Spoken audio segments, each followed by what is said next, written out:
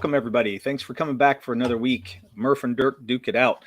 As you can see, Murph's not here tonight, so it's just going to be me flying solo, and that's okay. But hopefully Murph will be back soon, but no big deal. So tonight we want to welcome special guest Tyler C. World to the show. Hey, welcome, Tyler. What's up, man? Thanks for having me. Thanks for coming in. Good to have you on the show. It's your first time we're meeting. So dude, I'm losing. Really cool. Everyone remembers their first time, so I'm losing my virginity here. I'm excited. Right. I want to welcome Mo Biggs to the chat. Thanks for coming by, Mo. Hail, Mo. Looks like you're the only one, and maybe one other watcher for now. We'll get late people. Bloomers. Don't worry, we'll get people. We will. They always come in late, so it's fine. We just got to get the ball rolling. But yeah, so tonight we want to talk about maximizing our reach in the digital realm. That's really where I want to go with this. And it seems like such a simple topic, but I don't think it is. And there's a lot to it that we probably can't even get into tonight, but hopefully we'll be able to at least touch base with it and get an idea. Yeah. So that's where we're at. But other than that, we're going to get started with that in just a moment. Hey, Mo, I don't see Crazy Mag because he's on a new schedule. If you want to come up with a question of the week, that would be awesome. So just asking you for that favor tonight. Mo says, only 2 viewers? I guess Dirk may be the drawer, but drawer? The drawer, but Murph is the draw. That's hilarious. Could be true. That could be very true. Yeah, I'm the straight man to his whatever you call it. What? Whatever you want to call that. Is he gay? No. I'm the straight man to his gay. No. Do you remember the old comedy duos like Abbott and Costello and no, dude, I'm young. Do you remember any of those dudes? Okay. No, well, I'm so young. Those old comedic duos like Laurel and Hardy. You've heard of them, right? No. You've never even heard of Laurel and Hardy? No, I'm young. I'm literally like, my skin is so smooth and I'm radiating like you. Well, that just lets me know you do need to go look this up because there is some great comedic stuff. It's all black and white stuff, but it's old. When we were growing up, you're making me watch something that's black and white? Yes, you need to watch it. It will expand your horizons. Let me just say that. But these guys, they would call one guy he was like the fall guy or the one who would do all the comedic pratfalls. And then the other guy was the straight man. So he would do the setup and the other guy would make it like a funny joke. You've heard Who's on First, right? Have you ever heard Who's on First and they talk about baseball? You've never heard that? No. Oh my gosh. This is crazy. Dude, are you on TikTok? No. I'm dancing on TikTok. What are you doing? I'm behind the times. I'm definitely not on TikTok. Yeah, and it's true. Laurel and Hardy was clear back, man. I mean, they were like, what, 40s, 50s, somewhere in there? And so, the straight man, that doesn't line up with Frank and Bill's lore. Yeah, you're right. Well, the truth is, those kind of things were great, and the comedy duos were really fun. And I don't know, Murph and I are much more fun when we're on the show together. So that's all. Well, that's I'll make sure that we have a silly. I always say, let's have a silly goose time on my show. Yeah, so we're gonna have a silly goose time here, man. Good, and that's our chat is funny. They are pretty pointed sometimes. Let's do it, man. It's a good time. We like that. If they pick, don't worry, just pick back, and it's all a bunch of fun. So, okay, well, so tonight we wanted to talk about digital and making your comic and putting it in the digital realm. What does that mean? What's that look like? And I know there's some possibilities, so let me just throw out a few of them. I mean, Amazon KDP is one thing that we're thinking of. And we already have files getting prepared right now for that so that our book is print on demand, but also going to be on the Kindle Reader. Nice. What we do with it after that, that's about the extent of our knowledge. Yeah. Which is why you're on the show. Yeah. Like, I mean, I don't mind this being like a Q&A or discussion. You just let me know. I know I read manga, but I'm not going to watch a black and white TV show. Look up a TikTok of them. I bet it comes up. Or black and white shows on TikTok, because that's where I'm watching all my movies these days. I bet somebody put something on there of Abbott Costello or Laurel and Hardy. I'll have to check it out.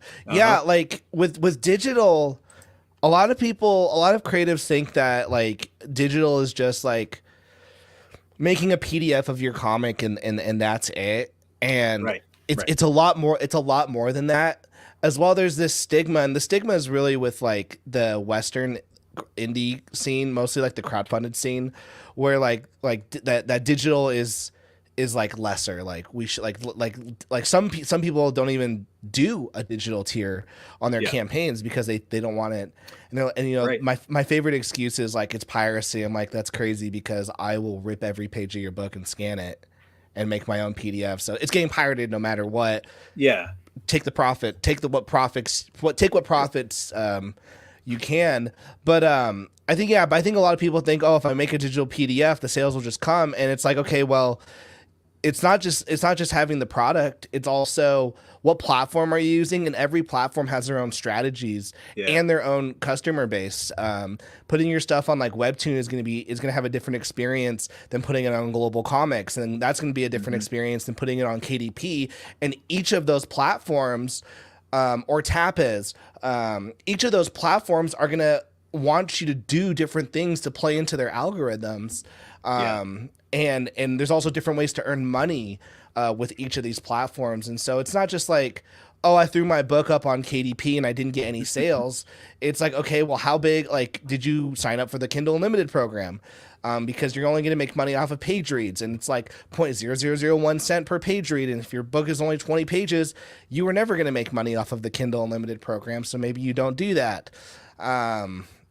Did you do their free dollar promotion? No, I don't want to do, or their free 7-day my book is free promotion. No, I don't want to do the free 7-day promotion, because then I won't make money. It's like, yeah, but then all of those free purchases will boost up your rank in the algorithm, and so then when those 7 days are done, you're now number one, and now when people go onto that category, they see that your book is number one, and then they start buying it. Right. And so, and then when you put up the second book, all the people who bought the first book, even though they got it for free, will then be notified. So it's just like, there's all these different strategies per platform. And a lot of times creators are like, I put it on and nothing came. And I'm like, okay, well, it's a full-time. Yeah, it's a full-time job. You're right. It's a little overwhelming for people, because when, like, I don't know anything, man. In fact, I'm older, obviously. But what? I saw you on TikTok last week, man. Yeah, I saw you. You were dancing. I saw you. It's true. You were with the Logan Paul brothers. I saw you. I wish. But the truth is, we come into this as a creator and we're thinking, okay, I'm getting into comics. I'm jumping into this. What can I do? Well, I can crowdfund. And here we go. Oh, we should probably start a YouTube to help get the audience build up for our crowdfund. So that's what we started doing. And we were like, okay, well, the numbers didn't really come. The audience didn't really show up. We have Twitter, you know what I mean? And so I've made good connections there. Yeah. And we're still going. And, but the truth is, we don't know jack shit. That's really what it comes down to. We don't know. And I will say, like, it's not your fault for not knowing. What's up, Ichthus? Ichthus is my boy, man. Cool. It's not your fault for not knowing. This stuff isn't just like taught. You do have to seek this information. Like I've been like in my professional career outside of comics, I've been in marketing for like the last 8 years.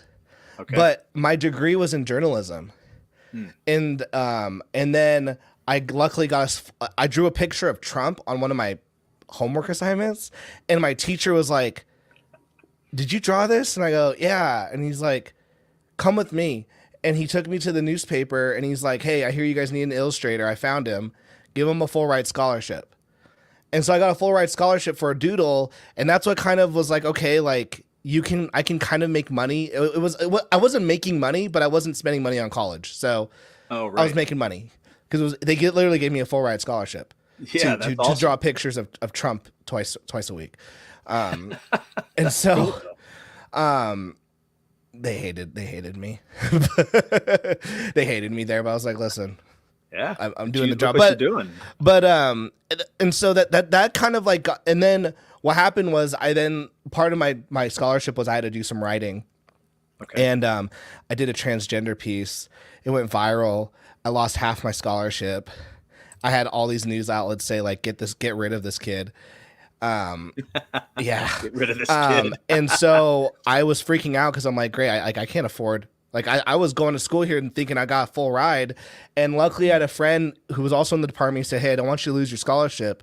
What if I show, I'm trying to start up marketing for a newspaper. And I was like, I was like, dude, I'm a journalism major. Like I write and I read the news and apparently I doodle. And he's like, well, let me just show you how to do some stuff. And because of that, I started learning all these weird marketing things, like very tiny stuff.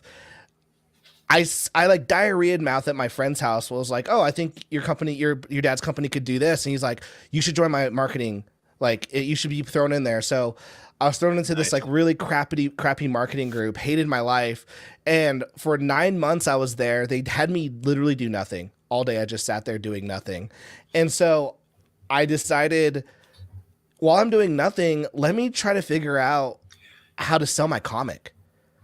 Yeah. So I spent like those 9 months just learning how to market. And ever since then I've just been marketing. And luckily, before this job that I had right now, I worked at a book publishing company for 5 years doing their marketing, their sales and marketing. I brought their online sales from literally $1,000 a month to their accounts doing $1 million a year. Wow. That's awesome. That's selling both physical and digital. And I think nowadays they're doing like, well, by the time I left, we were doing like 2 or 3 million, just the online side of things. Wow, and that's so amazing. like whenever I try to talk about some stuff, I try to pull from that experience. A lot of people will go, oh, well, you worked at this isn't comics, it's a book publisher, it's different, or it wasn't like Scholastic. It's like, well, book publishing is book publishing. I was gonna say marketing's marketing, right? Marketing's marketing. Yeah. Like I've done marketing for a real estate company, I've done marketing for a book publisher, I've done marketing for like retail and like product sales. Like all the principles are all the same. All the principles are all the same. And it's always like step one that creatives always skip out on. Well, I think it's the worst one. And to be honest, until I started seeing your posts on Twitter, this is the unspoken of comic creation. So when us smaller creators are out there and we're looking for nuggets of what to do to get ourselves bigger and to grow our audience, we're asking, hey, how'd you guys grow your audience? And everybody's like, oh, get on YouTube and go to here and get on there. And it's like, that doesn't tell us anything. You're not telling me how to market my book. You're not telling me how to reach audiences that I don't even know. Yeah, I'll be perfectly like honest, and like this is why I've kind of like shut down my channel. I haven't shut it down. I still do it, but my channel. So like, for example, like Ichthus here in the chat. Ichthus has been like, we're like buddies now. He's like one of like 2 people in the indie comics community that has my phone number. Like that's how tight I am with Ichthus because, dude, people are crazy out here. Ichthus and I though have gone back for like 5 years at the beginning of my channel. My channel was targeted to creators. I did live shows. I did a bunch of how-to content for creators. Yeah. And what I realized probably 2-3 years ago, sorry, I should not be drinking soda. Oh, you're good. I'm gonna belch.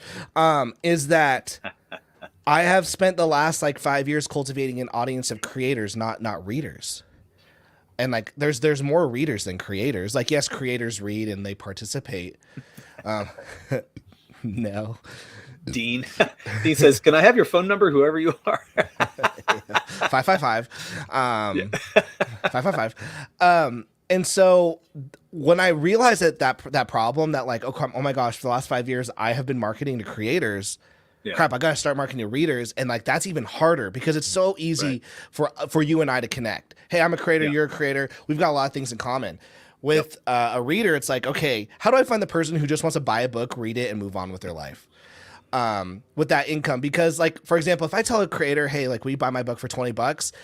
A creator is going to go, okay, I can buy that guy's book for $20, or I might be able to get like some like coloring work done on that page, or that could go to my page, like paying an artist. Right. And so the first thing that a lot of creatives need to do is they need to, it's called identifying your ideal customer profile. What does your reader even look like? What does this customer, what does this beautiful customer look like? What's their age? How do they act? Where are they even? And then when you like going to the YouTube side of things, like what kind of content do they even consume? Yeah. Are they consuming like the conversation you and I are having? Probably not, because it's about how to market a book. They don't give a crap. Right.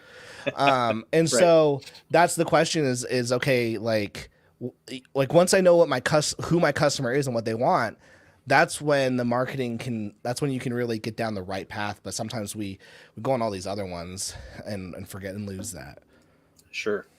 I mean, I think that's hard for us. I mean, here's the thing. I've had different ages. I've had young women come up during Comic-Cons and stuff. And then I've had older men who used to play D&D, you know, So it's like, okay, where are these people coming from and why? And so I'm like, it's kind of hard to identify who your audience really will be. So like, but you can, your audience, your thing can appeal to everyone, but it's how but you still have to focus in on that one specific type of person. So for example, it's kind of weird to say, but like a lot of older people, and like if you're watching this show and you don't have kids, like I'm gonna call the police on you. But like if you're watching like Bluey, sure. A lot of adults like Bluey. I'll watch Bluey all day with my kids. I'm not the target audience though. The target audience is my children. However, I also like it. Like I'll buy, like my wife, like I'll have a Bluey shirt. I'll get Bluey. I'll buy Bluey merch. That's for me. But I'm not the target audience. It's my child. And so you have to identify, okay, like, yes, all these other people will like, but who is it specifically for? Kind of going with like, you know, like manga, for example, like they have like the shonen stuff, which is male-oriented series. This book is targeted to a teenage boy who wants to see characters fight and have like, you know, with boy jokes and whatnot. However, girls can like the characters, absolutely, but the target is the male, that teenage boy. Yeah, I mean, that makes sense because for us, we're still trying to figuring that out because for me, it's like we've seen, you know, women gravitate towards fantasy in these recent years. Yeah. And then we've seen men of all ages though. So it's like young to older. And I feel like we just need to market to fantasy, you know, to the fantasy audience, whoever it may be. I don't know. It feels like we have to go a little broader because it's not quite one defined age. It is though. I'll tell you why. Because with fantasy, there's all different kinds. Like, is it high fantasy? It's kind of a mix. It's got a little mix. It's got high and, you know, a little bit. Like, would someone who reads like Brandon Sanderson like it? You think, like, with all that world building and magic and stuff? So like, this is like when I like a little bit of that. I would work with authors at that publisher, and we would break it down, like, because your target customer, like for me, like I like fantasy, but I don't like Brandon Sanderson. And it's not that I don't like Brandon Sanderson. I just don't want to read a 1,000-page book. And then when someone goes like, well, what kind of fantasy do you like? I go, well, I like Skyrim. And now it's like, okay, well, like this is like the most basic fantasy dude right here. So so now like I'm not in your customer profile because if you're that high Brandon Sanderson type fantasy, like I'm not in it anymore. And so it's that's why like getting like sitting down and like doing at the company I'm working at right now, the very first thing I did when I got there was I told them to delete everything that on my team, because I came in there, became the director of marketing. The first thing I did with the 5 people that were under me, I said, everyone stop what you're doing. Literally delete every post you've got that you have scheduled. Delete it all. And they're like, why? I was like, because I went through it and like all this posts, they look beautiful. They're not even to our ideal customer profile. They go, and they're like, what is that? And I go, guys, you're marketing to someone who will never buy our product. Like, and they're like, oh, what do you mean? I went, our product is for this specific type of person. Like, you're marketing it to like a mom or a dad. Like, you're marketing it to the everyday person. Like, the everyday person doesn't need this. It's for one specific type of person in a specific type of business. Yeah. That, and like everything that we say, from even the language, like the language, the words, has to be for that person, because, and they're like, well, that's too big of a word. They go, the everyday person's not going to know it. I'm like, that's fine. The everyday person doesn't need to know about our product. But that person, the person who's in our industry, they need that. Like, we're not selling mugs. Everyone can have a mug. We're not selling mugs. We're selling a specific type of product for a specific type of person. So yeah, knowing your audience is like step one, and a lot of creators, I mean, we don't even know. Like, I don't know. I struggle with that with mine too. Yeah, it's still something we're going to have to look at and try to identify, because I feel like we're still trying to figure it out. It's just not been defined for us yet. Here's one thing. It's weird, but it is don't look at the data that you have. Like, that's a big thing as well. Is don't look at the data that you have, especially at the beginning. Like that's like, target a specific type of person, and then as you're doing that, start refining it. Okay, maybe we add this, maybe we take out this. But you have to really, really, really get specific at first, and then start like opening up different doors. Yeah, and I feel like once we go into other realms, if we get onto Amazon and we find more things happening over there, I think it'll give us more data. Right now, I don't think we have enough data to go on, to be honest. Sure. Yeah. But you don't need data to create your target audience. You can use other people's data. Okay, that's cool. You can look at what other people are doing and go, okay, this is what like I should be doing. Where we want to go. Okay. Yeah, exactly. Like, I do like shonen style books with female waifu protagonists. Okay. So yeah. No, go ahead. I guess looking at Chris's comment down here. So this is why in the corporate world, whenever you pitch a property, you always base it off existing properties. It's like Star Wars meets Married with Children. And I'm like, okay, I always struggle with doing, it's like Metallica and, my music's just like this band and that band. And I'm like, I hate that comparison. Well, doing it to a consumer is bad. Okay. That's why it says the corporate world, because if I'm pitching you my story and I go, oh, it's like this, it's like Batman, but with elements of Power Girl in it, like, you're going to go, okay. And then God forbid you buy my book and you go, I didn't see the Batman. There was none of the Power Girl stuff. Or even worse than that, as I'm pitching you, you go, well, I don't like Batman or Power Girl. So I'm not like, you've already lost. So like, that's bad on the consumer end. The reason why you do it at corporate is because all we hear with corporate is, only thing they care about is dollars. And so if I'm going to someone and they go, I don't really know, like, because corporate people, like, they're not fun. They don't like life. And so they don't trust the story. They trust what's already been done. Right. So if they trust money, they want to know. They trust money. If you were to go, it's like Batman. It's like Batman, the Christopher Nolan one. They go, oh, like the trilogy that did bajillion dollars. Yeah, like, do that. Yeah. So yeah. Hey Corey, thanks for coming in, man.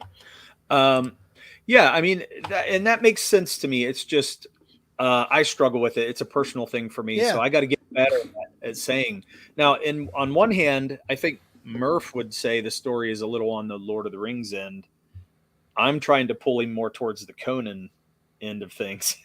but you don't need to know. But you guys don't even need to like ever bring up the Lord of the Rings or Conan. Like you guys never have to bring that up. Like, when you're selling your book, like, I always say, like, sell me with the character, the conflict, and the what the fuck. Because if you need the what the fuck moment, because that's what's gonna go like, okay, oh, that's a pretty good conflict. Oh shit, like, that's what you want someone to feel when you're pitching something. Okay. Mo says Ballad of the Celestials is like a He-Man meets heterosexuality. There you go. And that's our book, Ballad of the Celestials. If you Love didn't it. know. Oh, I love it. So I was like, wow, Ballad of the Celestials. That sounds like freaking cool. I've never heard of it. And then I was like, meets heterosexuality. I'm like, dude, I hit all those things. That's awesome.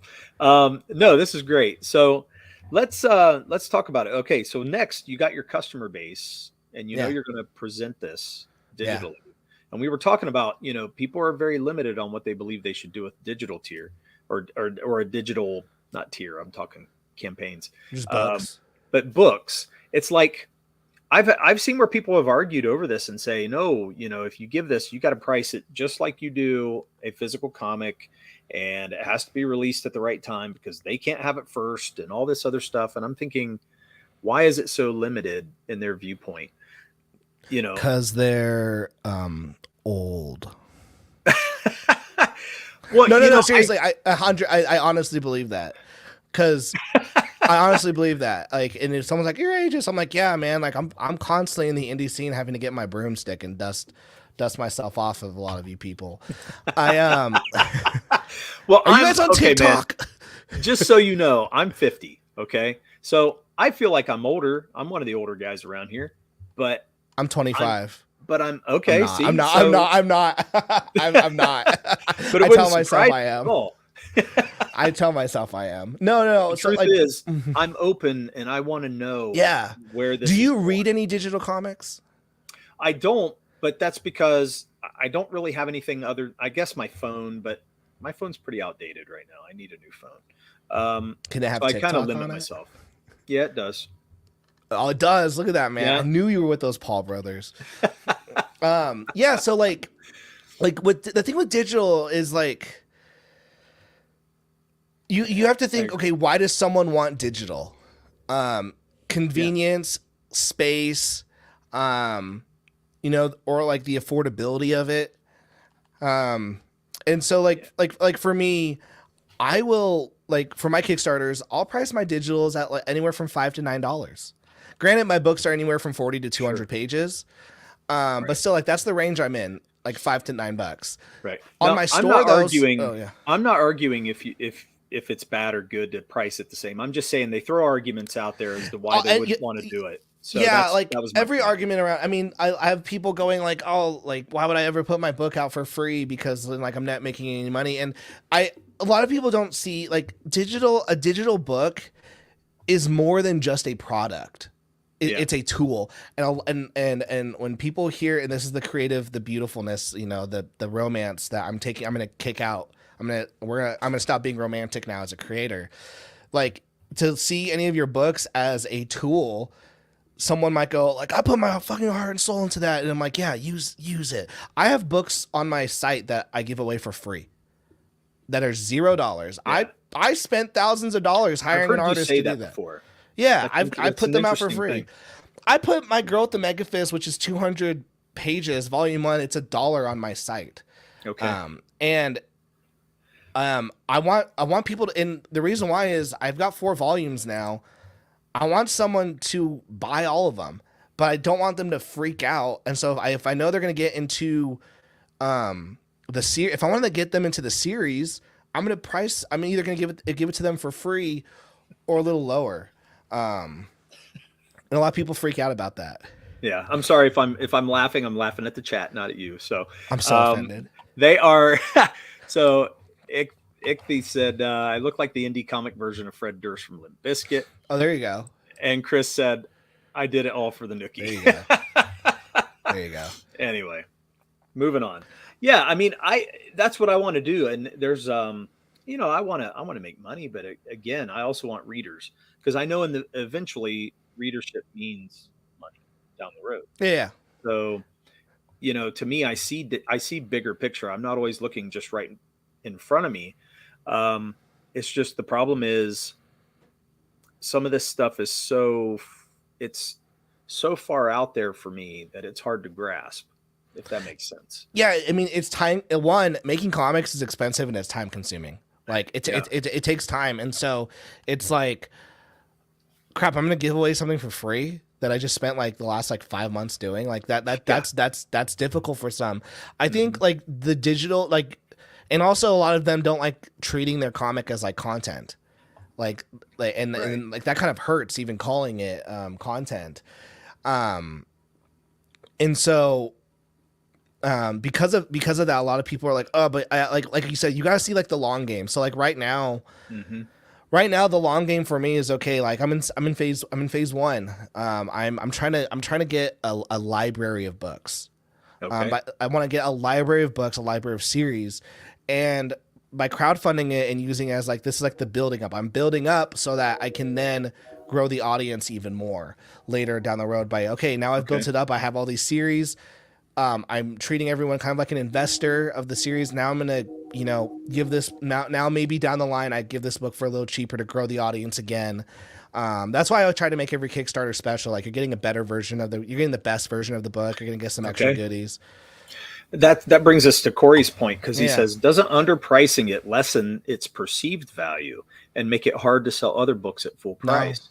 No, not at all. Like, I've never had a problem with that. And like, I don't know if we're talking about digital or physical, but like with my digital stuff, like I've never had a problem with selling Growth of Megafist Volume 1 at $1. And then typically I'll see them come back for 2 and 3 and they'll pay, $5 to $10 for those digitals.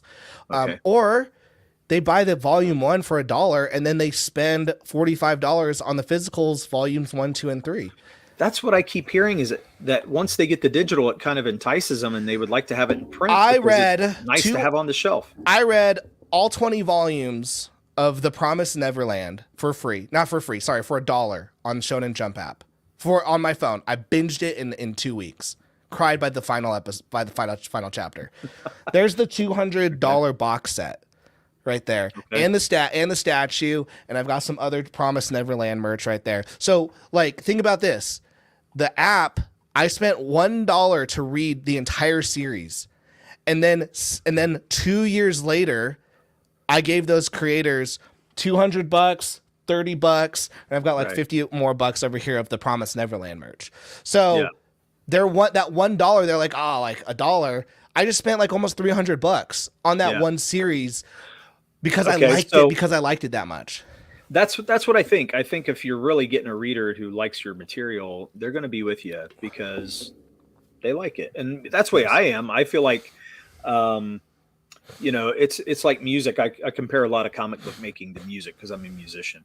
And I'm like, a lot of people buy things on, the cassette, they'll buy it on the CD, they'll buy it on they just keep going, no matter what type of media it's coming out on, they're going to buy it on several types of media. Now they're going back to records. Because it's like, that's the cool thing. And you can overprice, you can overcharge it, right? Because people want it. I mean, and that's kind of where like, that's where it kind of goes. Like, you as a creator have to figure out, okay, are people coming here for my books? Are they coming for my one book? Are they coming for me? Like, as the personality, like when Taylor Swift did, for me, it's all for me. When Taylor Swift did, like, I don't know if it was her most recent album. I think it was called Folk something. Okay. She had 20 variant covers for that album that you could buy. Wow. She had 20, and they all sold out.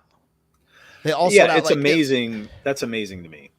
So, I'm not a Taylor Swift fan, but I understand. Well, neither am I. But like, the depth of that is. Yes, you go, okay, there's people who will buy all the variants of a CD, and so there is when it comes to like marketing, to me I'm going, how much this one, this is here I'm taking out this is the unromantic part of creation. To me, I'm like, how do I get sounds disgusting to say out loud, how do I get the most money out of a customer every year? Okay. Oh, right. Yeah. Okay. And so, like, this is the dark place we all don't want to think. No one wants to talk about this stuff. It's gross. It's disgusting. But it's actually what we have to do. So it's like, for me, okay, let's say I want to get $50 out of my customer. Okay. He doesn't understand the power of brainwashing. Yeah. Mo is ridiculous. No, we love Mo. Well, I do love Mo so much. what if there's customers that are thinking about buying the book for the first time, see it's $1 and think, oh man, that must not be that good. If it's that, once again, like I've heard that argument before. I get that. I've heard that argument before, and I sold $1 million of books in 1 year that were all $1. And see, my argument against I'm not like my personal comic book business, by the way, when I worked for a publisher. Right. But you know what? The reason I say I argue against this is because I've bought, it's like whenever you get something for free, isn't it that much sweeter? Right. Well, Yeah. when you get something for $1 and it has awesome content to it, it's something that you really dig, then it's pretty sweet. So I feel like you're hooking people that way because you're like, man, look what I found for $1. And like when you go to the old comic stores and they have dollar bins and you find a gem for $1 that maybe somebody overlooked and you were looking for it and you found it. I mean, that's a hell of a find. So I think there's value in it. I can't relate because I don't go to the comic book store because no, but I'm trying to relate all it to my comics. chat because I read all my comics on TikTok. Sure. And on my Apple Vision Pro. Sure. And I'm like this. I'm turning the pages in the air. No. Well, Tyler, if you want the most money, I'll give me my Earth arc, dude. I will. I promise. So also though, going back to that dollar thing. Okay. That strategy though, only like in all like here's the thing, like there's all these nuances. Like some of these strategies don't work for certain creators. So for example, like Corey Barton is like him and his team are fantastic artists. Yeah, they create quality comics. Yep. No offense though, they're slow as fuck. Oh yeah. I'm in there with him. I'm on the same boat. Their books take fucking forever, and that's not a diss. That's not to say like they suck. What I'm saying is though, like the dollar strategy isn't gonna work for them. The dollar strategy is gonna work for me because I put out 9 to 10 comics a year out. Yeah. I'm like so that's a question I have. That's a question I was thinking. So here's what I was thinking, and this is why you intrigued me and I wanted to talk to you in the first place because I saw you have a chat. Because you saw me on TikTok. Twitter. No, I saw you on Twitter. And you were having a conversation, not on TikTok.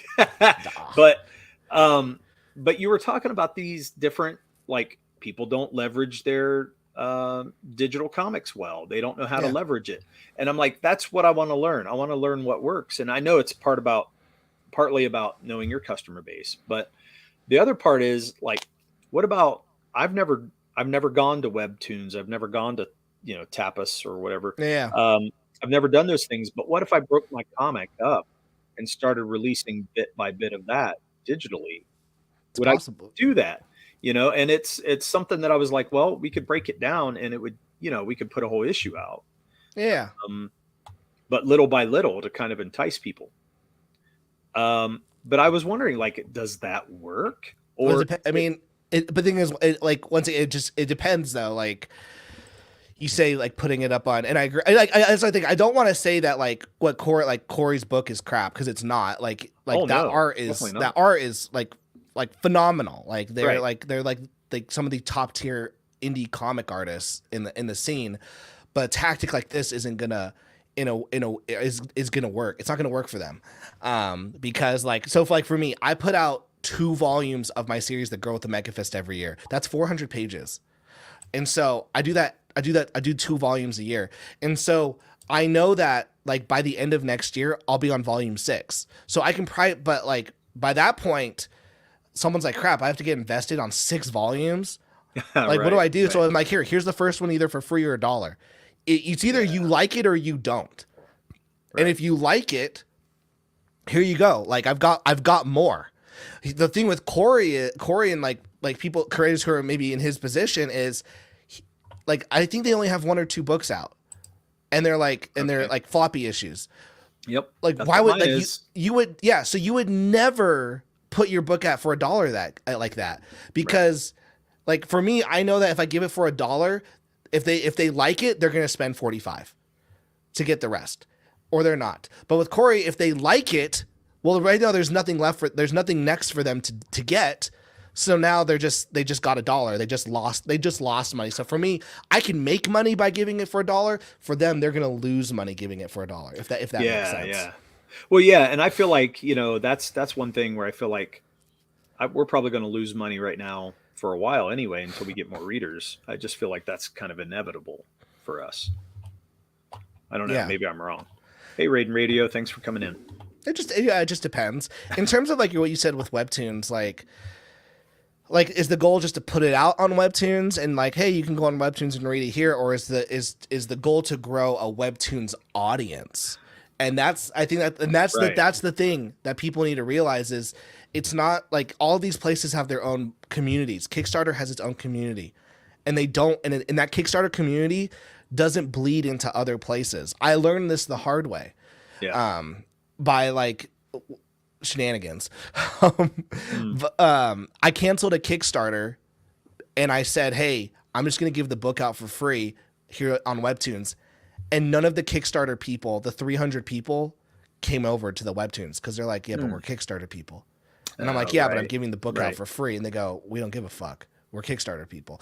And so you can put your book out on webtoons, but if you want to win on webtoons, you need to play by webtoons rules. You can't be a football player going to play baseball and going, how come I can't tackle the guy? Right, it's like, no, we do things differently here. And so that's like same thing with Amazon. You can't just like put your book out there and you think, oh, if I just put my book out there, things are going to happen. Like, no, it's not going to happen. I'm seeing a lot of creators who have been on Indiegogo like for like the last 5 years starting to go to Kickstarter and going, how come not getting big Kickstarter numbers? And I'll go on their Kickstarter page and I go, this looks like an Indiegogo page. The rules are different here.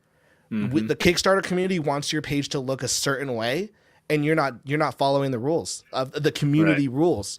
That makes sense. You're gonna get poor results. Yeah. And it's kind of weird because you're trying to cross pollinate. You're trying to get those people over to different places, and that's the goal as a creator. I mean, I want as many readers following me around everywhere I go. And but you're right. People are very brand loyal. To sites and everything. So, and that's the thing. It's like, I'm already making a comic. Now I have to make it, if I'm going to do digital, now I have to format it digitally. And then I have to, or not digitally, but I have to format it for webtoons. If you want, if that's a route you want to go. Yeah.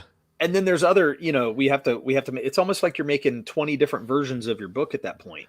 So yeah, it's like, dude, it fucking sucks. What do you do?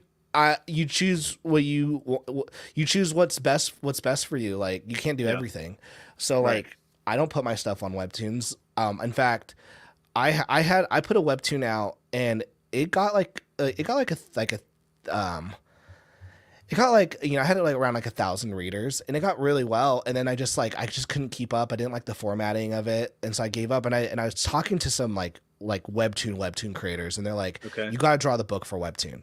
Like, they're like, Tyler, your book is drawn for a printed book. It's not drawn for a webtoon. And I'm like, that sucks though. Yeah, man. And they're like, and I was like, but what about the print version? And they go, no, like, don't even fucking care. Like, don't even think about that. Like, if you're going to be here in the webtoon space, make a book that's purposely for webtoon only. And then if you one day get a bajillion followers on there, then you can come out with your physical book. Right. And I'm like, but the book won't even be formatted. They go, well, you'll do that later. But if you're not focusing on what the digital community wants over there, you're like, they're gonna know that this is a fake, unless you do a really good job of it. And I'm not a graphic designer, so like, I'll do a bad job. Right.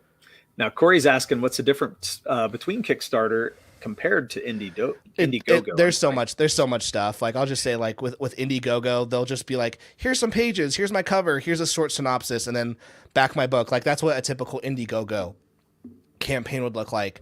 Like, go on Kickstarter and just see how well designed like a Common America pages, or a Brian Pulido Lady Death pages, or a Pat Shand space in between pages. Like these pages are built out in a certain way that is to how that Kickstarter community resonates with it. Because if you just copy and paste what you did on your Indiegogo and put it on Kickstarter, it's not going to work. And I've seen it not work. Yeah, I've seen people do that, and then they're like, well, I'm not getting anywhere. And I'm like, well, does that mean you have to piggyback on people because I thought Kickstarter was one where you kind of piggyback on top of other creators. No. But that's not the way it works. What do you mean, like piggyback on creators? Well, like if they recommend you, you get in with a creator and they kind of recommend you along with their book, and then it kind of builds you out. Yeah, maybe. So like it's like they're called update swaps. Like okay. I do them sometimes. Like it just depends. But even then, like even then, that's a whole other strategy because you're like I'd have someone go, "Hey Tyler, can you do an update swap with me?" I'm like, "Dude, my book doesn't. Your customers don't want my book. My customers don't want your book. Like it'd be a waste of my time." Yep, it's true.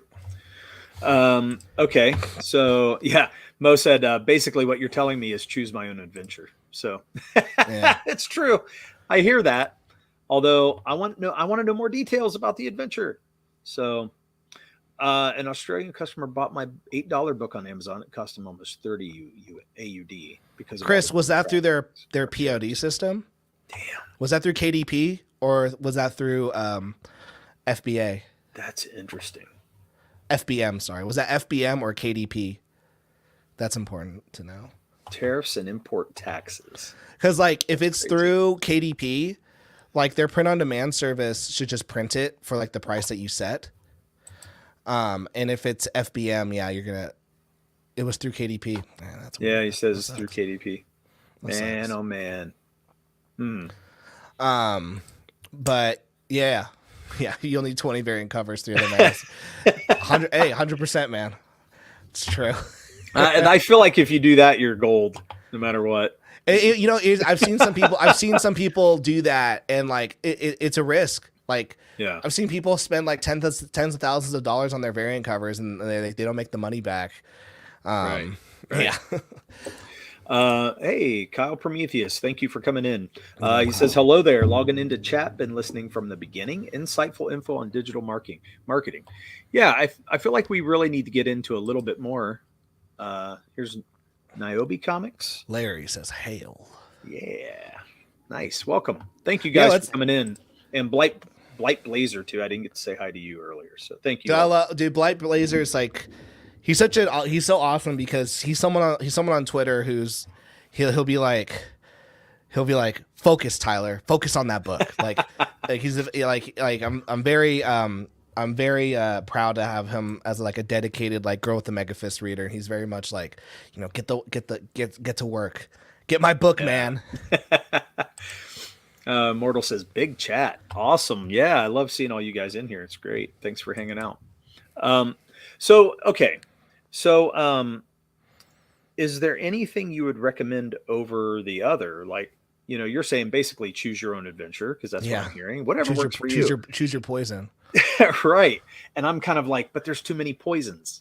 Yeah. And how can you choose when there's too many? It goes back, and this is why I always say like creators, all their lives would be simpler if they just go back to step one.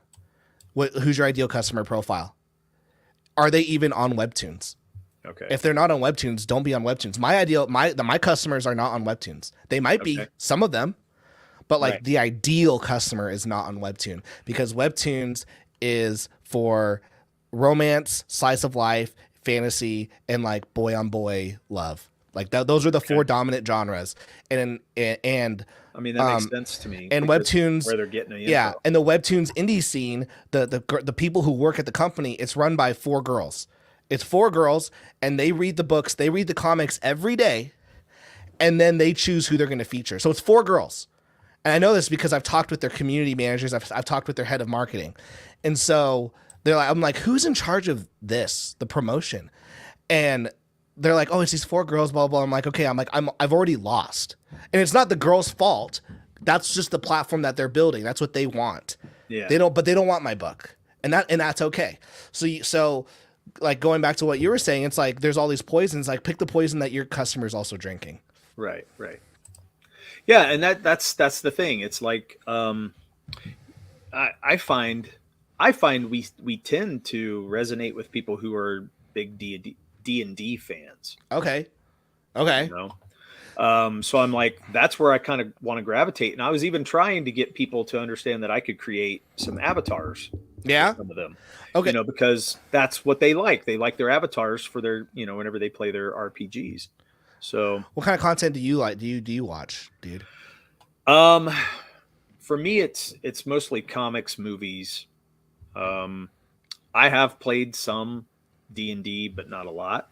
Uh-huh. So that's So not like where I'm at most of the time. for sure. But like let's just say that you're a huge D&D fan. Okay. And like that's what you're pulling in for your comic. And like in this strategy, by the way, only works if like you are like Ballad of the Celestials. That's my thing. That's like my Right. only thing. This only because like for me as a creator, I have so many series now that like I can't just be like, oh, that's the guy that does the girl with the mega fist. I have all these other series. I have to figure out how do I group them all into one thing. Oh, Tyler makes shonen anime with waifu girls. Right. And so for like, let's just say though, you were gonna like Ballast Slash, that's the only thing you're doing. You go, Yeah. okay, there's five ways to sell and market anything. You can either cold message people. There's pros and cons to all of these. Mm-hmm. You can cold message people. You can work with a publisher. You can do paid advertising. There's word of mouth, or you can create content. All of these, there's pros and cons to every single one of them. Some Right. of them take money. Some of them you lose money. Some of them are just annoying, like the cold messaging. That's daunting. Yeah. Cold So, like, messaging. Ugh. yeah. That So the sounds one terrible. So the one I always tell people is like, okay, well, like you can create content because that's free and everyone has access to creating content. And so you go, okay, well, going back to the ideal customer profile, my customer likes D&D. Okay, well, I make some D&D content. Can you hear all that like jumping, by the way?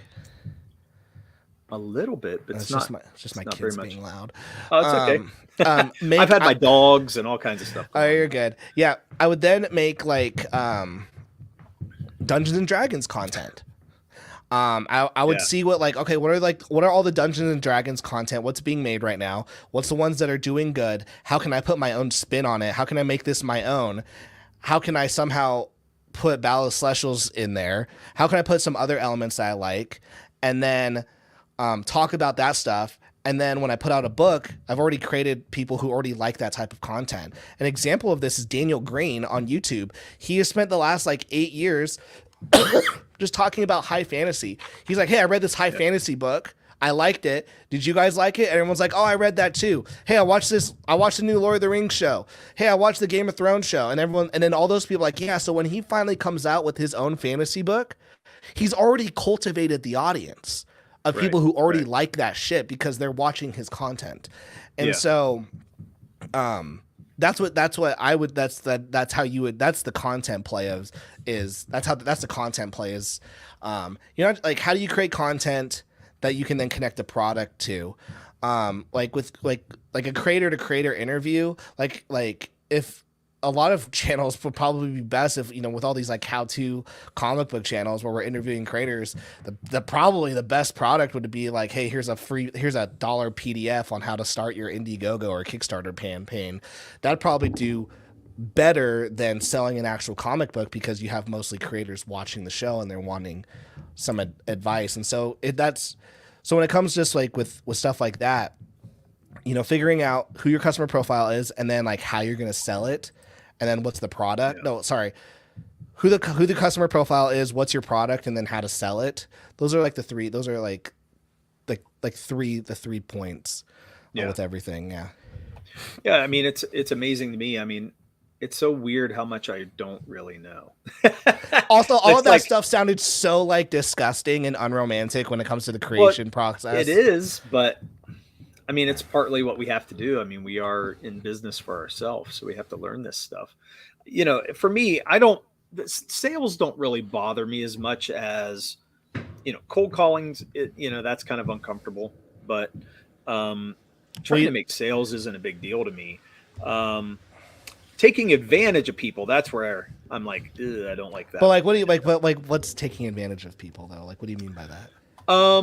Where you just feel like the sales are snaky, they're just kind of gross. Like how? It's like, I don't know, where you can see somebody's trying to rip you off.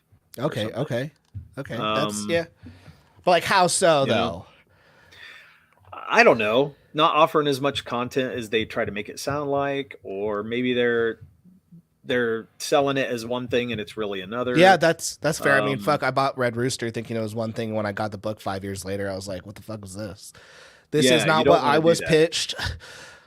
Right. And that's always, I don't like that kind of stuff. But other than that, I'm like, I'm not bothered with telling people, hey, I have this book and I'm, this is what it's about. And I hope you like it. Here it is. Yeah. That's like just me being excited about what I'm doing. So it really translates, I think, pretty easily.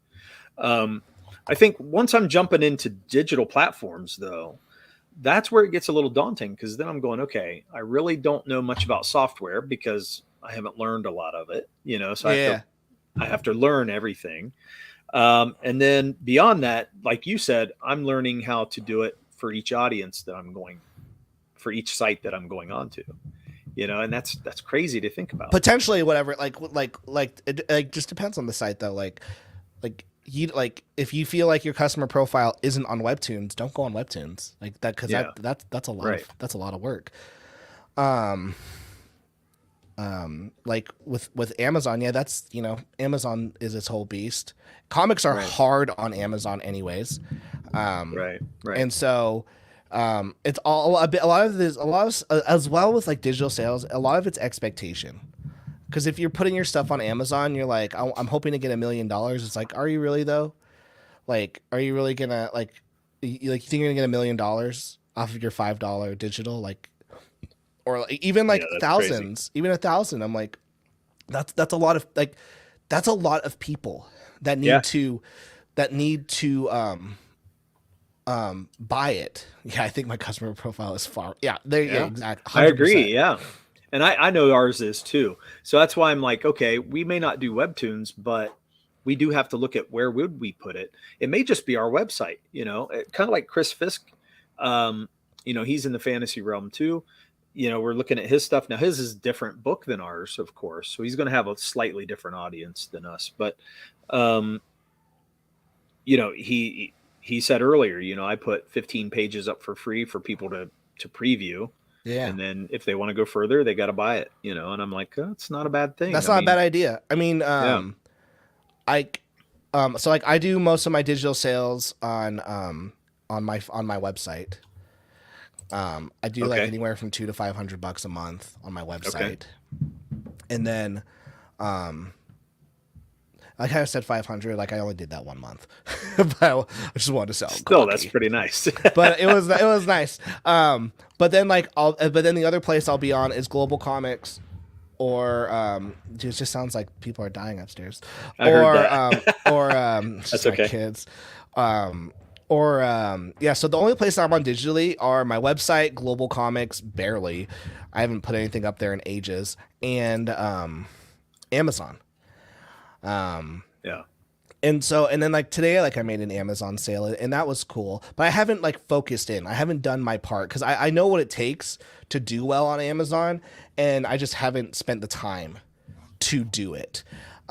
With the free sample, what you can do is, if you're going to give something, this is what I always say with digital marketing, never give anything away for free, technically. Okay. So like, if you're going to give, if I'm going to give you something for free, you need to give me something in return. And you would do that in the form of, I want your email address. I was going to say, because we're trying to build our email, and I was like, that was one thing I was going to throw out there. Yeah. So like, if I'm going to give you, like, give me your email address, I'll send you the book for free. And that's a big thing. Like a lot of people think, building content and like is the number, like building out a strong email list is the number one way to do well in marketing. And literally, it's still the number one way in all sectors. To think about that too. It's still the number one way. Next, you know what's next to email is SMS. Email and SMS are the number one way to make money online. I last year spent 3 months building out a newsletter. I got like 1,000 people to subscribe to it. I gave up on it because it was so much effing work, and then I got a new job. But that building out and getting a strong email list is so important. Honestly, anyone who says that it's not important is stupid. Well, and here's the thing with the email list. What we get with as a new creator, we come into this realm and on Twitter and everything, and everybody's like, build your email list, and we're like, how do you do that? And they're like, well, just go to MailChimp, and we're like, wait a minute, you're not telling me how to build a mail list, and that was the thing. So it took me a long time to figure out that they're going to Comic-Cons, they're having people sign up. They're doing all kinds of things on websites. They're meeting people. They're doing everything. I'll tell you, even then though, I'll say this, 90%, and like I'm gonna put mine, I'm gonna include mine in there as well. Yeah. Except the one that I made last because it was perfect. It literally was perfect, and I regret canceling it. Stopping it. Is most email newsletters from creators suck because they're just like, hi, I'm typing. I did this thing. It's a diary. The best newsletters are for a niche that want one specific thing. And so like for me, like and like you, like when you get that email in their inbox, they get super excited. Cause like, oh my gosh, what's that one? I subscribe to this one thing that I really like, and it's now in my email, and I'm gonna get all the things that I want.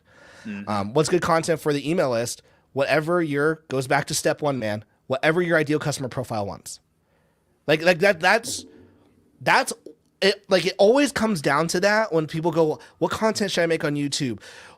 How do I find an audience?" It always goes back to what does your ideal customer profile want? I actually, when I get those emails from the creators that I follow or that I've supported, I like to see new artwork or pages in progress or something that gives me a little nugget of what's coming. You know what I mean? Like if you're giving me an update, I want to see what's coming and how it's progressing. I think that's cool. So that's what I would want to do, but that doesn't mean that's what my customers want necessarily. Yeah. I'm going to say I do because I do the same thing. I do the same thing with my newsletter. But a newsletter that can reach like a shit ton of people is going to be like more niched down. Yeah. So like if you were like, I want to reach Naruto people, like fans of Naruto, you'd pick like, you would make your whole newsletter just about Naruto. And every single week it's like something about Naruto, like fun fact about Naruto you didn't know. And it's just like the person reads it and they go, oh my gosh, that was so cool. Next. So it doesn't even have to do with your product. No. In fact, most things that creatives should do to market their comic should never be about their comic. It should be about their audience. Okay. Which once again, that sounds disgusting as a creative. Not really, because I mean, it gets people interested in what you're doing and they want to know more. I follow a mythology channel on YouTube. Yeah. And when he puts something out, it takes him a long time to put something out. Like it's a couple months sometimes before you'll hear from him again. And but when he puts something out, it's very in-depth and super interesting. And it always has something I've never heard of, and it's like Middle Eastern mythology, which is something that we don't hear about over here. And so it really hooks me in every single time. And I'm like, man, so even though I have to wait, I'm still going to be. But you're excited. You get that notification. You're it's freaking very exciting. It's time. Yeah. Yeah. Like I follow probably like 10 different newsletters. And like the moment my phone is like, ding, I literally will go, I've got to go to the bathroom. And I'll just go in there and just start reading it. Cause like that's funny. Yeah. Did you see this? Yeah. But like that, cause that's what I'm excited for. Cause like that's the information that I want. Yeah. I mean, and that's something I think we have to learn. Like we've always talked about mythology with our people on here, our chat on here. We had a lot of people interested in what we were doing because we were talking about mythology. And I think that kind of got hooked because our book deals with that as well. And so it's probably a good place for us to go. In the newsletter, we could talk about different pieces of that, from all over the world, not just one thing. So is free sample pages or wallpapers for the email list good or bad? It just depends. It just depends on, It just depends on what your customer profile wants. Like, do they want wallpapers? Do they want those sample pages? Like why More like why like experimentation. why are they wanting? Yeah, you got to experience. Like, why are they coming in? So I'll tell you that. So I'll tell you what I created a newsletter last year. I like realized, and like I said, I wish I'd continue doing it. I still have the site. I still own everything. Yeah. I realized in the Webtoon space that there wasn't like a dedicated like newsletter just to Webtoon like content, stories, reviews, even like news. And I was like, okay, I'm gonna create that newsletter. And within like 4 weeks, I had 1,000 people subscribing and reading weekly. Wow. It was actually coming out twice a week, this newsletter. And I grew like an audience there. And then I got a new job, and then I got so busy because I made it when I was unemployed. And I got my job, and I just got so busy that I stopped doing it. But like, people subscribed there because they went, I'm in the Webtoons community. I want to know some new books to read. I want reviews, and I want to know the drama that's going on. I had a dedicated social media for it, a dedicated website. Actually, no, the website was the newsletter. I created a newsletter website, so everything was just the newsletter. Right. And I gained like thousands of readers in a month because they were like, awesome. Oh, like that's a good series. I throw up controversial Webtoon. This happened. This is now getting adapted into Netflix. And the comments were like, oh my gosh, like I've been reading this one. And like, it was an experiment to see, okay, if I tapped into a broad community, what if I created a Webtoon? Because then let's say I create a Webtoon and I put it in there in the newsletter one day, then they go, oh, I'll read that because I trust this newsletter that I've been reading for a year. Or maybe I have a way to monetize it is now I have this newsletter and I have a creator go, hey, I'd like to get some ad space in your newsletter. I go, sweet. It's $100-$200 to be like put in my newsletter. And so, but the reason why I did so well is because I picked a dedicated ideal customer profile, people who read Webtoons. I figured out what their problem was and I gave them content for it. Yeah. Yeah. So that's what you would do for a newsletter. Here's the thing. Like, I'm not doing that with my newsletter right now. Right now I'm not, because it's just a creator newsletter. I told you, I think we said at the beginning, like my channel is essentially like Draw and Talk Comics is just like what my comic brand is. But I currently have a new channel. It's gonna be a new audience. I'm building out a new newsletter, and I'm basically taking everything I've learned in the last like 10 years in marketing and going, okay, I now know who my ideal customer profile is. I now know how to market my books. This is what I'm going to do over here now. Away from the indie community, away from you know, all the Twitter stuff, and like, this is how I'm going to find it. Right. So Corey's asking questions. So say someone has got like a book full of super hot sci-fi babes and good looking art. Would people want more wallpapers and sample pages, or just written stuff? Good question, Corey. I think the problem with this is once again, this is all centered around the product. Yeah. And you shouldn't build an audience centered around the product. It should be centered around what your customer profile is going to want. So like, that makes sense. So let's say, actually, let's just go sci-fi babes. Okay. Let's say your book is sci-fi babes. Yeah, that's pretty much what it is. Yeah. Okay. Make a newsletter. Not about your comic per se, but about sci-fi babes. Right. Showcase me some sci-fi babes.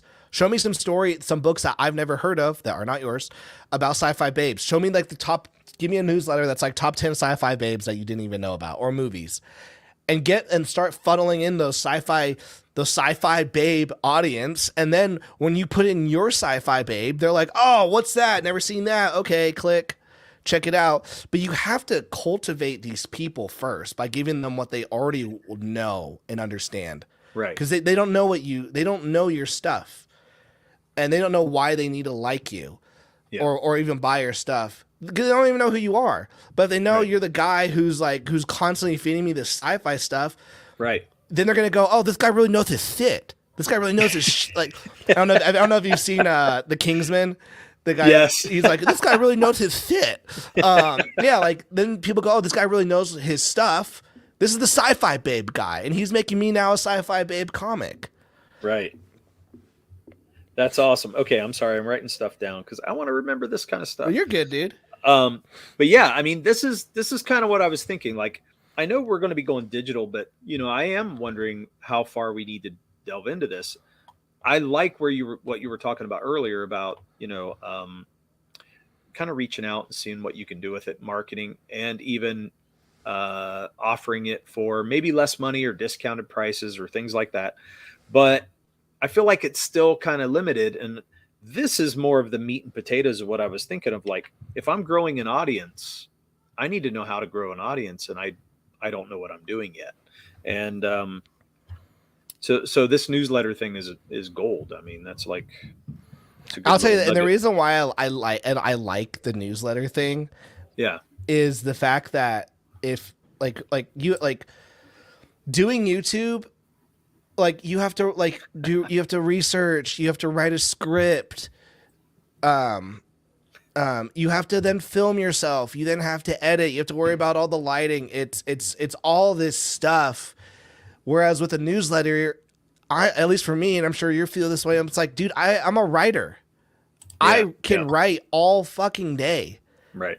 And you want me to write about stuff I already like? Easy peasy.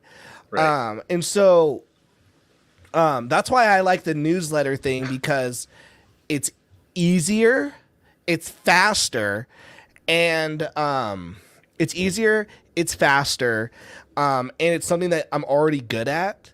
Yeah. And you can just tap into things. And here's the thing, this is, a lot of people don't know this. If you treated your newsletter like a YouTube channel, you'll get the same results. And what's better than the YouTube channel is you get their email address. You don't get any of those views. Right. Yeah. So for example, like commentary channels, like the drama channels. Yep.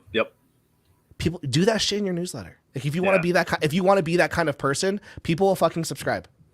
Right. I know this because I started a newsletter. Whenever I do anything in marketing, I always try it out first before I ever like open my mouth. I started a drama manga newsletter, and I just wanted to get all like the most toxic like opinions, and I wanted to commentate on them. And so I started that last year, and I would, where I get my content, I go on Reddit. Oh, right. And I go, okay, what is everyone talking and arguing about on Reddit? I take it, put it on my newsletter, because this is a hot topic already. Because it already has like thousands and thousands of views on Reddit, a reading app. Right. So I'm like, all right, people are already down to read this shit. Put my opinion, go into the thread. Sometimes you get kicked out, sometimes you don't. I would actually just post the whole blog on there and go, this fucking guy, and people go, who's this guy? This guy, and then I would enter the conversation with my blog, with my newsletter, with my blog, and then I would and then when you get into the fight, you go, yeah, well, you probably didn't read the last sentence of it, and then I go, which you can read on my newsletter, because and then now, because I'm engaging, I can put a link in. I'm not promoting. I'm like, yeah, you want to read the rest of this shit, bitch? Like, here's the link. And then because they want to read that the thing, they give you their email. Yeah. And so like you can treat all this stuff like there's all these different ways to market and to grow an audience, and to like, this sounds here's another thing that sounds disgusting. Here we go. It's probably more important for a creator at an early stage, and I consider myself an early stage too. Sure.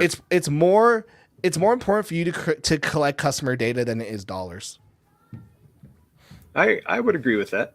Yeah, I understand that full-heartedly. I mean, for us, you go into this, you get stars in your eyes. You start seeing all these other creators, and they're making like, oh, they made 30,000, or even if they made 10 grand, you're sitting there going, ooh, that's cool.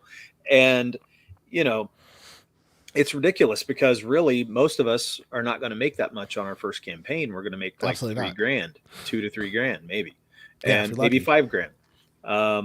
And so that's, it's kind of weird, but that's the way we go into it. Most people are going into this with no knowledge. They're just going, okay, we've got a comic coming out. I got a comic, so here it is. Mm-hmm.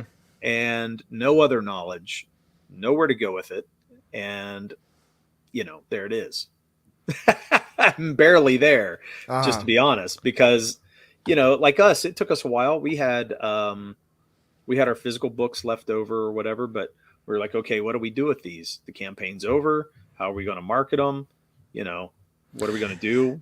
That's stock? another. That's That another sucks. thing. Yeah, well, that's another thing that a lot of creators like don't even think about. They're so focused on that Indiegogo. They're so focused on the Kickstarter. Yep. It's like, dude, like that's a 30 to 60-day window. What are you doing after that?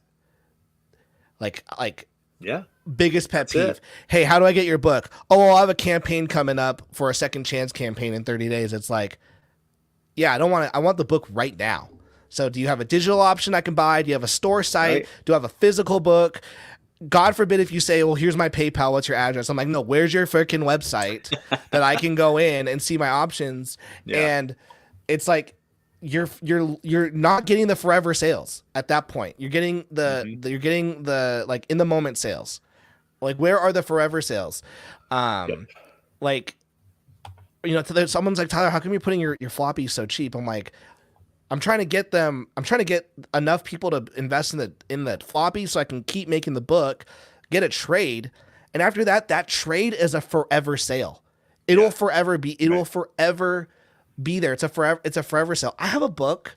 It's called My Life as RPG. It's a floppy. I've never done a campaign on that book. I've never promoted it like once ever. Yeah. I have sold 500 copies of that book. Wow. Purely in physical, not just digital. I don't even know what the digital sales are, but I've sold over 500 copies of that book purely just because it's there on my site or just as an add-on on my Kickstarter. And people go, oh, I'll buy this extra book. I've never done a campaign on it. I've never told anyone they should go buy it, but it's just there. And I think that's cool. Like, creators, like, they need to think about the forever sale. Like, it's like, sweet, you made 10 grand. Even like great, you made 10 grand in those 30 days. You can make 100 grand like through in a 10, 20 year period if you keep marketing this book. Yeah. Yeah. And that was the whole point of us doing Amazon, because we were like, even if something happens to one of us, we'd still have that there and it would help with the other one. You know what I mean? Yeah. And then we would also be able to do, landing pages, and there's other people that are, Bancroft. You know who Bancroft is. I love Bancroft. He has CG Now, and he launched that, and we thought, we need to become a part of that, just because we need to get our book out to more people. Yeah. And so we were doing digital. We want the landing page just for that, to get in there. It's just that by the time we're getting there, not many people are probably visiting CG Now anymore, because everybody's branched off onto their own websites now. But still, it's like, you want to be able to get in those avenues and put your book there as many places as you can, so that people get the eyes. Yeah. Get the eyes to the book. That's funny. Oh, man. Well, no, this has been great insight. And for me, I mean, it looks like the biggest thing for me and Murph to do is to find out who our customer base is, because I feel like we'll have so much to work with once we know exactly who that is. But I think that's hard. I really believe that is a hard thing for us right now. So, like, think about like this then, because it is hard, by the way. It's fucking hard. It is fucking hard. Like, sometimes it's easy. Like, you can look at a product and go, yeah, like, I don't, like, that person doesn't want that.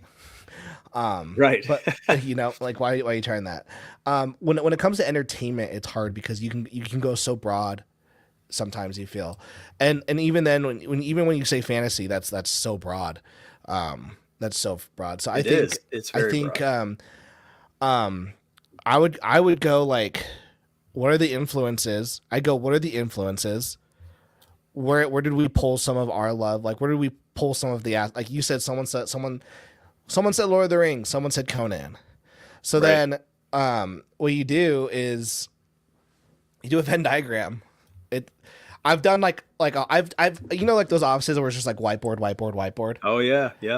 I've had whiteboard where we've just done 20 Venn diagrams, and we go, okay, our customer profile is everyone that was in the middle of each of these Venn diagrams. That's our person. So you go like, you said Conan, and he said Lord of the Rings. What's the thing in the middle that brings them together? Sweet, take that element. Okay, person, all right, they like this movie. What's the thing in the middle that all right, sweet, that's part of our customer profile. They like this author and this author. Well, what does this author do well that this person doesn't? But and then all right, you just keep grabbing from the middle.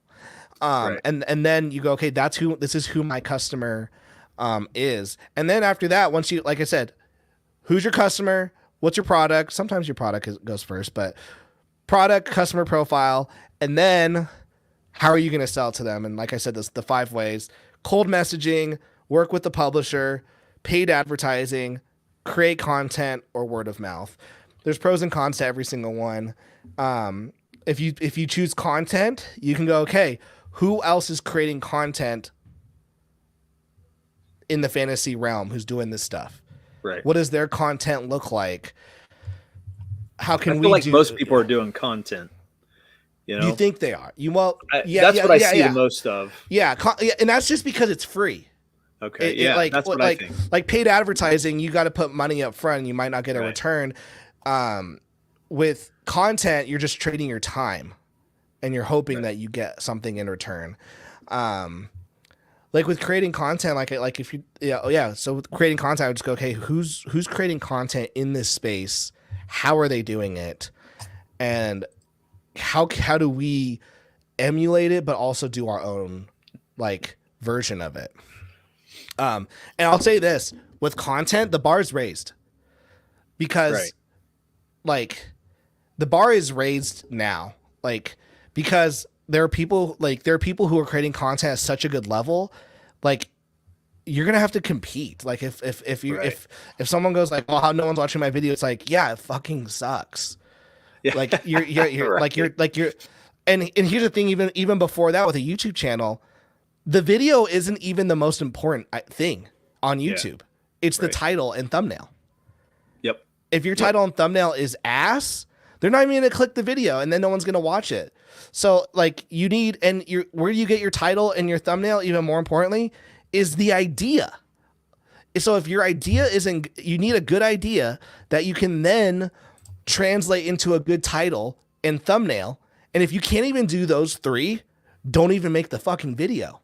Yeah. If you don't even have a good idea, if you can't get your idea into a thumbnail that's clickable and a good title, don't even make the video, because no one's going to watch it. And so I feel like we're still learning that even. I mean, like I said, our channel hasn't grown, and I feel like they've left us behind on this stuff so quickly.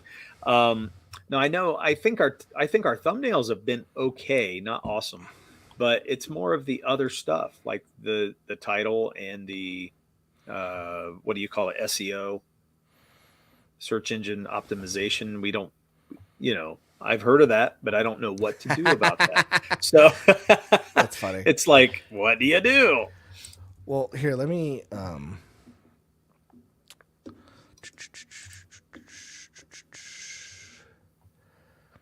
horrible example, never mind. For me, the videos that I would get thousands to 100,000 of views on, I would work on those thumbnails sometimes for an hour or 2. Yeah. I'm and I'd make 5 different versions. I'm this has sure, my video isn't gonna do well. You know what's really funny? I went on and I'm looking at I don't know. I started getting into webtoons and just starting to see what that's all about, because I wanted to know more. So I started doing YouTube searches on it and stuff. And all the thumbnails have a guy going, he's pointing his finger over here. Hey, what's that? And it's this big word, and it just looks like a total douchebag. He don't know what the hell he's doing. He's and then that's got 1,000 views. You know what I mean? And I'm going, what the hell? That's the dumbest thumbnail I've ever seen in my life, but it's working for that guy. Yeah, it's working. Yeah, it's working for that audience. It's crazy. Sometimes it's and you have to know what, for each community, you have to know what kind of thumbnails they like. Right. You have to know what kind of thumbnails they like. In the anime and manga space, their thumbnails are very aesthetic. Yeah. And so that's why when I was making that kind of content, you would they want you need it to look a certain way. It needs to look, it actually has to look like artistic. And I'm like, this is bullshit. Right. But then like with Webtoons commentary, you just need like a picture of one of the characters, draw over their face, making them look stupid, have like an X, and then it points to them, and then the webtoon logo, and people go, yeah, that fucking sucks. Let's watch this video. And like that person took like 10 minutes on Paint to make that, but that's what that audience wants. Yeah. And like it's we found that our videos that do better are when we use pictures of like, I had a Wolverine thing once. We posted that on the thumbnail. That got a ton of views, because everybody saw Wolverine. Yeah. It's like they want fan art or something that just looks awesome, some kind of art on there. But we always tend to do better whenever we have that. So it's kind of weird how more like if you had more art and like with words, I would only have like maybe 1 or 2 words on the thumbnail. To keep this was probably the wordiest title that we've ever had tonight. Yeah, but it looks good, man. It looks good. So it's kind of funny. Oh, look at that. Bancroft says Murph looks tan today. Dude, he's transracial now. Because I am Chinese. You wouldn't know just it. Like Murph to go there. Oh boy, here we go. Welcome, Bancroft. Thanks for coming in, man. Good to see you. This is all very useful information for me. So, I feel like, finding that audience is really like who to target. Yeah. Like really create your product, customer profile, right? Who's your ideal customer profile? The 5 ways to sell, like pick one of the 5 ways to sell, or, you can do all of them, but, pick at least one to like go hard on. And then like the final thing is like the marketing funnel. We don't have to go into that, but like that's like the fourth thing. That's the 4th thing. And then after that, I'll contact you whenever we get to the marketing funnel. Sounds good. Yeah, bring me back on, and I'll be like, all right, guys, the marketing funnel. And it's so funny because like I'll have creators look at me and go like, Tyler, like how come? I'll have some creators go like, how come you know all this stuff, but you're not making like millions of dollars? And I'm like, well, one, I don't have like all day. I literally have like 2 hours a night to do this. And I've been working on all these books. With that being said, like in a couple months, I have decided to like, okay, stop drawing books, start building the audience. Like it pains me to stop drawing my book, but I'm gonna build the audience. But also like there's also a learning curve. There's also just a learning curve. Comics is very interesting. These customers are weird. Like they're so fragmented. Every year they're getting more fragmented. Right. And so things are changing, and you have to go, okay, like how like the audience changes are different. Like what I'm not Comicscape, but I'll fuck with people who are. Like as an outsider, right. Comicsgate today is different than the Comicsgate customers are different than the Comicsgate customers 4 years ago. Oh yeah, they're completely different, and they have completely different. They have different values. They have different wants. They have different desires, and it's like, whoa, like that's different. And it's like even just in the Comicsgate section, everything is changing. Like and so that's where it's like, oh, like it's hard. Yeah. I can tell you that having an audience of 1 million comic book fans will help you without actually having that audience. I don't know, man. When you put out the, what was the quote that you put out? Was it 70% digital sales or something? Oh, in Japan, manga.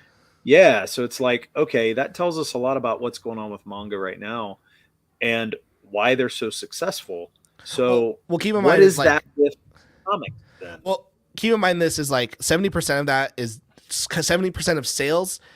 70% of sales is digital, but 70% of revenue is still physical. Yeah. So, but like with comics, the problem is, no offense to anyone. Okay, I'm gonna actually offense. It's the publishers and it's kind of gross to say this. I think it's the customer's fault. Yeah. And I think it's the customer's fault, and it's also the publishers who have enticed the customers to act a certain way and believe a certain way because of so for example, the reason why, like, how come DC and Marvel don't have like a good reading app? Why don't they have a good reading app? Why aren't they dedicating this stuff to get new readers? Well, because they need the, like, no one's reading the floppies. How come we're not just doing straight to trade? Or how come we're not doing digital first issues and then going trade? Well, because what about the collector's market?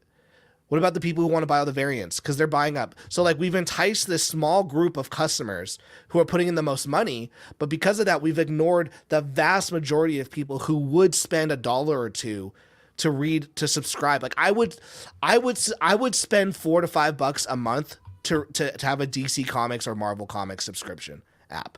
I already subscribed to like 3 or 4 different manga reading apps for like $2 to $4. I would 100% do that with DC Marvel, but they don't want to do that. They don't want to come up with those strategies because the audience is old. The people who are working there are old. The people who are going in there, who are like these, who are coming into there, are stupid, and old. But a lot of them are stupid, and they don't have much business sense and marketing sense. And then, but then that's the business side. But then the customer side is you've ignored like 2 generations of young people who who are now reading on their phone. Like, I only read on my phone, dude. Yeah, I have all these freaking physical books. Like, if I like it, I'll buy it. But I'm reading 90% of my books digital. And if I can't get your book digitally easy, I'm out. Like, I have a global comic subscription. I started reading Western comics again because of that, because Image and Boom are on that app. So I'm like, I can read Invincible on my phone. That's fantastic. Yeah, I mean, to me, that's, I don't know. It's just like moving with the ages. You know what I mean? Like, we have to keep up, and we're wanting to keep this old school 90s. We're still stuck in the 90s, most of us. And it's like, well, everything's moved on. We're almost 30 years beyond that, and everybody's still stuck there. 100, yeah. And it's terrible. People don't, and also manga and anime bounce audiences off each other. Yes, you watch an anime, you read the manga and then you watch the anime, and they're like almost like they're 90 to 99% like they're adapted. So what's interesting? I do feel like back when DC was doing their animated movies, when Bruce Timm was a big part of that, and we were getting a lot of that content being put out, and they were awesome at that time. I was keeping up with that stuff. I was watching most of those that came out, and I would love to have been reading comics, but comics fell off. It's exactly what Chris is saying. He goes, I'll watch DC animated, but I won't read their comics. But here's the problem though with the DC animated. If you were to go watch the Batman vs. Robin DC animated film, and you go, oh wow, that's so cool that it's Batman versus Robin, and they just introduced the Court of Owls. Yeah, there is no comic where any of that happens. Right. There's not there, and so like you're not going to get the comic. No adaptation. Yeah. There's no adaptation. You can watch the Hawkeye TV show on Disney Plus and go, there's like the purple spirals and stuff. Oh look, the Matt Fraction and David Aja Marvel Hawkeye comic does that. Oh look, there, it's not the same. It's elements, but it's not the same. So why would I buy the comic when it's not even the same material? Whereas I just bought my brother all 20 volumes of Attack on Titan because he watched the show and now he wants to read it. So like, even then there's just no synergy, and that's another business problem because these writers are very prideful and they go, well, I've got better ideas. And it's like, yeah, that the fuck you do. Adapt what the writer already did. I mean, I could rant because a lot of us want to see it. Yeah, I mean, that's why motion comics, I think, they've had a small audience. They're not big, but still, people like to see a cool motion comic sometimes. Yeah, because they want to see it in action. And sometimes we just want to hear the voices. Like sometimes I just want to hear the voice in my head, out loud. I think I think that like with. A lot of people hate the notion of like, why would you ever read on your phone? Let me tell you this, by the way, after working at a publisher, what I learned is that like young people like to read digital. And then as they get into adulthood, they like to read physical, like some of them. That makes sense. The older you fucking get though, you will start to turning into digital. Why? Because You can change the font size. Oh yeah. Yeah. You can zoom. Well, and it's, you know, it's like Spotify for music. You can just automatically connect to it. Yes. You know, you can get it exactly right now. You don't have to flip. You don't have to go find. You don't have to search. Our biggest digital audience at my publisher was elderly people, like, because they were fucking blind because they're old.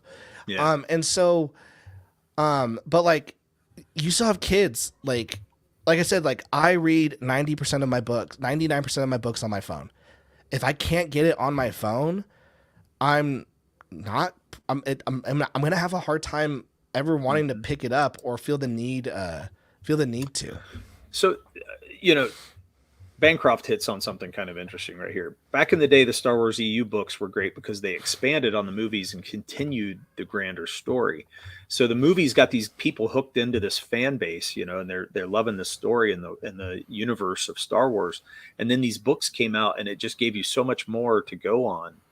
And I feel like a missed opportunity that Marvel didn't do that. Because like in Marvel Civil War, why aren't they doing cool shit like that? Like in Marvel Civil War, it starts off with the new Avengers. It's got Captain Falcon and it's got the Scarlet Witch.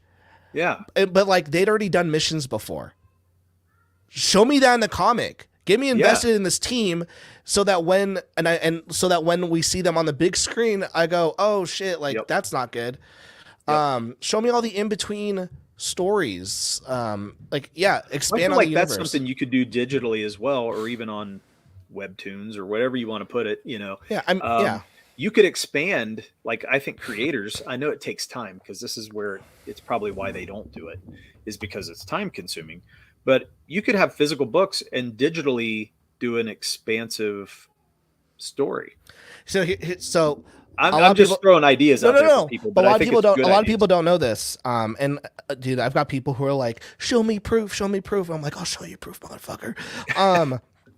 If you go on Webtoons, the Wayne Family Adventures is a Batman DC collaboration with Webtoon. It has over 1 million subscribers. And when the volume 1 and 2 came out, they were the #1 graphic novels for DC that month. Nice. That's awesome. And it's like, yes, you can do digital free releases, and that audience will then go over to buy it physical if they like it. Nice. Another example, like I said, I read all 20 volumes of The Promised Neverland for free. I bought the $200 box set. Like people are gonna buy it or they're not. They're gonna like it or they're not. And so you might as well let them have it and then decide at this point if they're gonna buy it. Yeah. I mean, you know, Chris makes a big point here. Most of why people despise Disney Star Wars now is because they scrapped the EU. The EU had a lot of gold in it, and now it's decanonized. But they're ripping it off. You know, they're picking it, and they're picking the bones of it right now for shows like Ahsoka and things like that. But you know, it's still something that fandom really felt like it was a slap in the face. You know, where we were like, "What are you doing? Those were great things."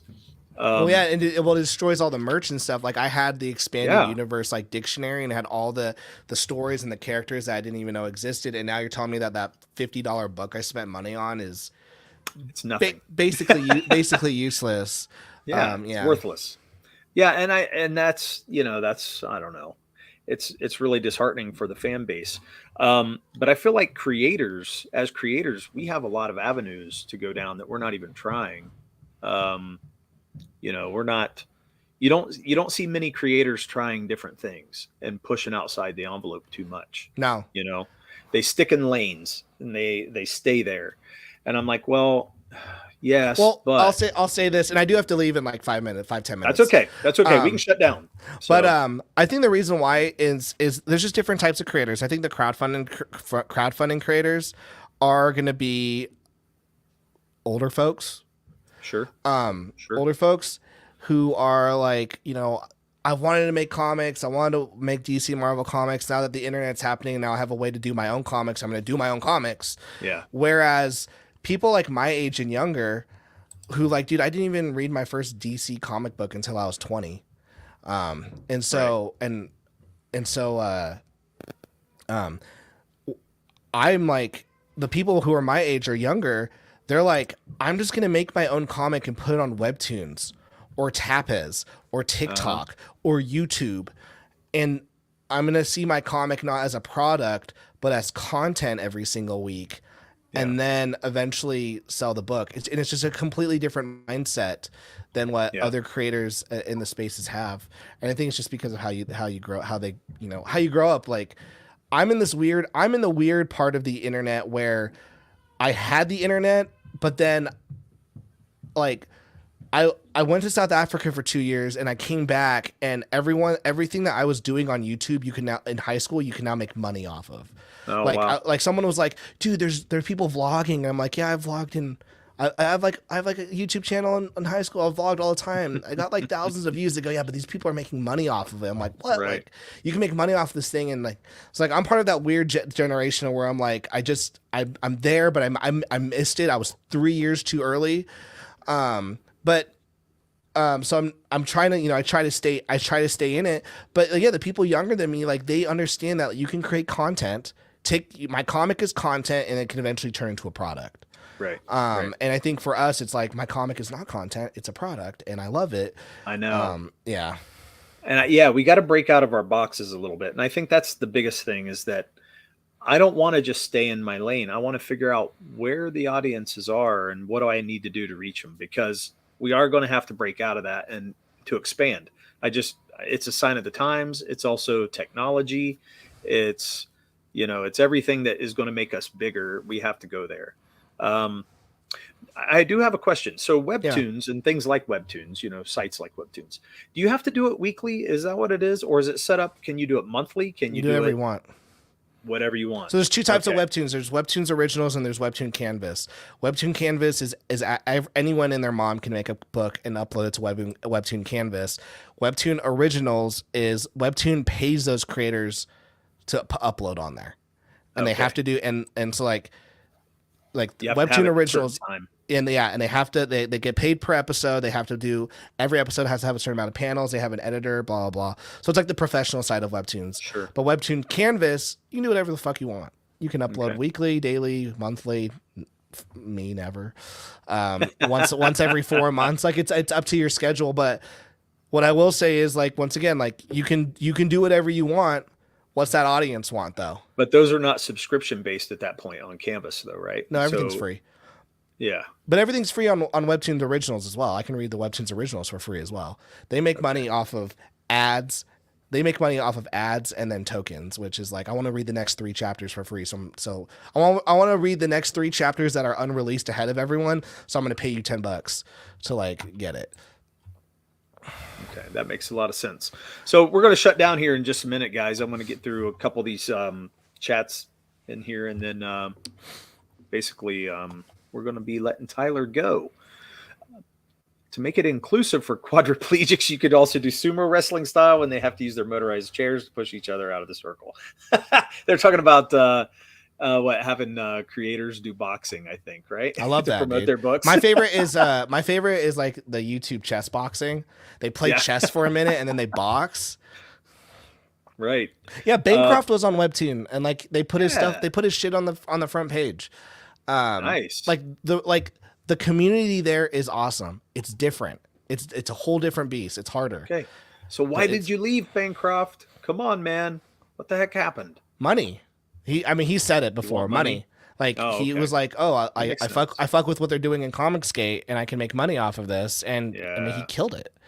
And maybe maybe the paying audience, and maybe one day he'll put it back on Webtoons. But the like Webtoons, you also have to realize, like, are they a paying audience? Right. Yeah, that's it. Yes, yeah, there you go. Yes, let's let Tyler get back to my wife is like came down and was just like, she's like, get out of here. Nice. That's cool. Well, guys, thank you so much for being here in the chat. I want to thank you, Tyler, for coming in and sharing your nuggets of gold. We're going to see what we can do to put some of this stuff to use for us. And for all you creators out there, go back and listen to some of the comments in here that Tyler was making, because I do feel like it's pretty helpful to hear. The biggest thing I picked out was know your audience. So yes, like know your audience. figure out how you're going to sell to them, and then just Google the marketing funnel and just learn how to do step 1 of the marketing funnel. Oh no, you're coming back for the marketing funnel. All right, yeah, I'll come back for that. No, I appreciate you having me, man. I appreciate it. Yeah, I appreciate you coming on. And guys, we will see you next week. Thank you. We will get out of here and now. Murph and Dirk and Dirk and Murph and Dirk and Dirk and Murph and Dirk.